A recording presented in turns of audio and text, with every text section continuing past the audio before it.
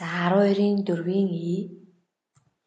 За гоместазыг хангах дулааны болон осмосын зохицуулга цусны сахарын хэмжээг зохицуулахад мэдрэл болон дотоошин үрлийн тогтолцооны үүргийг тайлбарлах гэсэн суралцлагын зорилтын хүрээнд хичээл бэлтгэгдсэн байна. За гоместаз буюу гоместаз нь эдийн шингэний олон шин чанарууд эсийн үүргээ гүйцэтгэхэд нөлөөлдөг байна.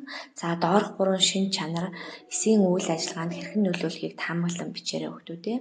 За таамаглан бичсэн бол бичлэгийн зохицож байгаа таамаглан бичээд багшийнхаа хийсэнтэй харьцуулан хараарай. За бие махбодын дулаан зохицуулга.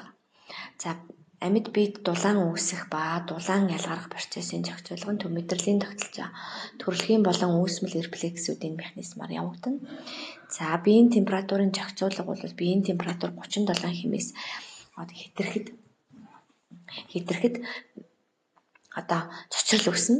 За цочрлоор хүлээн авраар дамжин хяналтын төв буюу гипоталамуст очиход бол гипоталамусаас бол булчин болон булчирхайд дараах заавруудыг өгнө гэсэн үг байна. За энэ бол дулааныг алдах механизм. За амьсгал удаашрна, үс налж хэвдэнэ. За цусны судас тэлнэ, хөлрөнө. За энэ болгон маань дулааныг алдаж биеийн дулааныг буцаад хэвийн байдалд оруулна гэсэн үг. За буцаад орчны температур буурвал тухайн хүлээн авуурууд маань хүлээж аваад хяналтын төв рүү дамжуулна. За хяналтын төв рүү дамжуулснаар бол амьсгал эрчимжиж булчин агшина. За өс өрвийн цусны судас найрсах гэмшлэн хариу арга хэмжээг авснаар биед дулаан үүсч биеийн температур хэвийн байдалд шилжинэ. За дулаан зохицуулгад арсны гүйцэтгэх үүргийг ажиглан хүснэгтийг бөглөөрэй. За хүснэгтийг бөглөөд багшийнхаа хийсэнтэй бас харьцуулан ажиглаарай.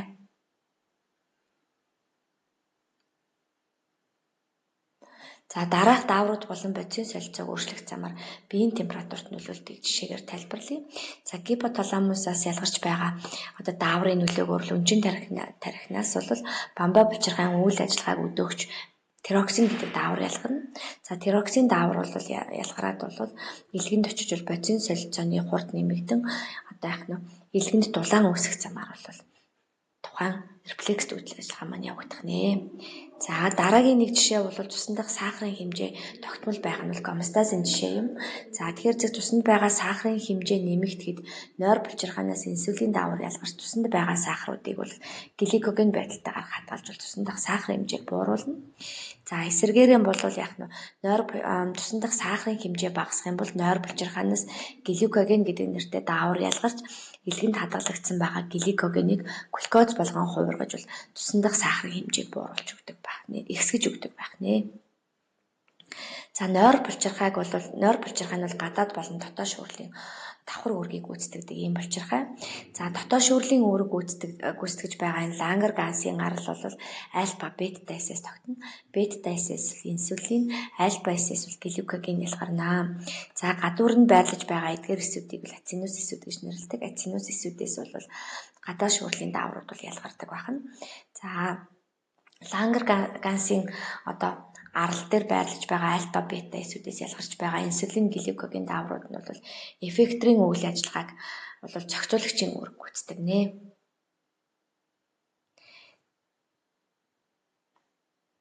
За инсулины хэмжээ багаснаас шалтгаалan бол дараах шинж тэмдгүүд бол илэрнэ. За цуснд дах сахарын хэмжээ хит их байх нь бол зүрх, мэдрэл, бөөр зэрэг олон эрхтний үйл ажиллагаанд сөрөг нөлөө үзүүлнэ.